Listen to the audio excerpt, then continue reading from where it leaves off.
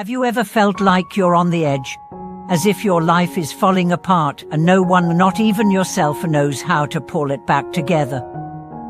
Have you ever reached out to the universe, desperate for hope, and wondered, does anyone hear me? Welcome back to the channel. Today, we're exploring a sacred text that has carried millions through their darkest hour, a chapter that is not only poetic and profound, but profoundly powerful. It's called the Universal Door Chapter, or in Sanskrit, the Omantochuam chapter from the Lotus Sutra. But more importantly, we are diving into the question, why are 4 specific types of people especially urged to chant it? The answer lies not just in the chapter's words, but in the heart of the Bodhisattva behind them, Avalokiteshvara, the Bodhisattva of infinite compassion. If you've never heard of this text before, don't worry. You're about to discover why this single chapter has been called a lifeline for the desperate, the broken-hearted, the persecuted, and the lost. Let's begin with the central promise of the Universal Door chapter. When you sincerely call upon the name of Avalokiteshvara, no matter how extreme your suffering, help will come.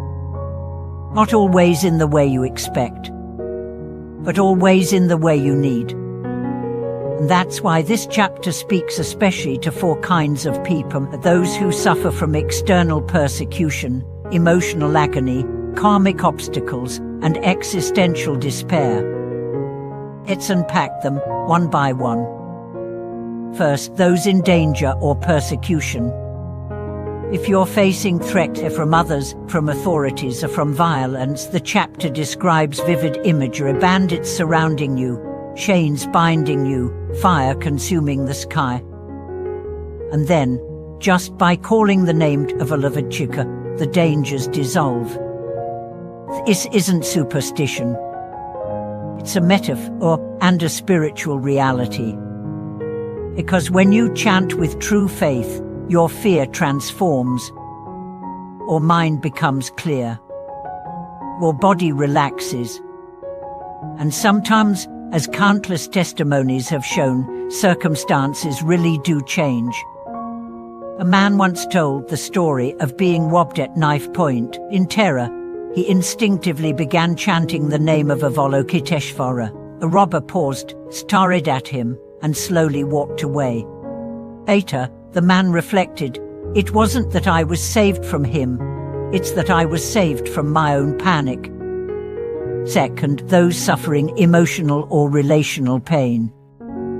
The text speaks of familial betrayal, unfaithful partners, rebellious children, sound familiar? These are the wounds that break us from the inside.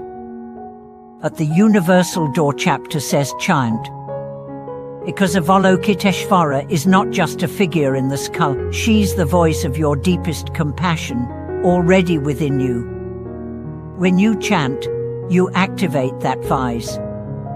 You stop seeking love outside and begin remembering it inside. A woman once said, when my husband left, I couldn't stop crying, but when I began chanting the Universal Door chapter, something shifted. Felt held, I felt I could breathe again. I still missed him, but I no longer hated myself.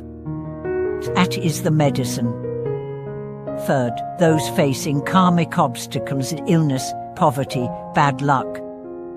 The text is clear. Even if you are thrown into a pit of fire, if you recite this name, the fire will not burn you. Again, metaphor and truth. Because karma is not punishment, it's momentum. But when you invoke the name of compassion, you interrupt that momentum. You bring grace into the equation. It doesn't erase your karma, but it infuses it with meaning, with softness, with healing. One man shared how years of bad business decisions led him into deep debt. He tried everything, nothing worked. Then, he started chanting daily, and not to escape, but to understand. Within months, he found opportunities. Within a year, his business stabilized. He said, I still carry the consequences, but now a walk with Avalokiteshvara beside me. For those lost in despair, addiction, or spiritual darkness. This is perhaps the most tender group, because it includes those who have stopped believing, stopped hoping, they stopped trying. The chapter says that even these beings, if they call the name once, are not abandoned, because compassion ever abandoneth. There's a story of a young woman on the edge of suicide. In her hotel room, before her final act, she opened a drawer and found a book. It was the Lotus Sutra. She flipped to the Universal Door chapter. She didn't understand it, but she began chanting anyway. And she cried, for the first time in years. Today, she works in a recovery center, helping others come back from the edge. Because compassion reached her. And once touched, she couldn't keep it to herself. This is the secret of the Universal Door chant. It's not just a chant. It's a portal. It opens your heart. It awakens your courage. It invites the unseen forces of the universe, your ancestors, your past selves, your unseen protectors to gather around you. And if you're one of these four kinds of people, if you feel persecuted, heartbroken, burdened by karma, or trapped in despair, this chapter was written for you. It doesn't promise easy answers, but it promises presence. Avalokiteshvara doesn't erase your pain. She sits with you in it. She helps you endure it. And eventually, she helps you transform it. So how do you begin?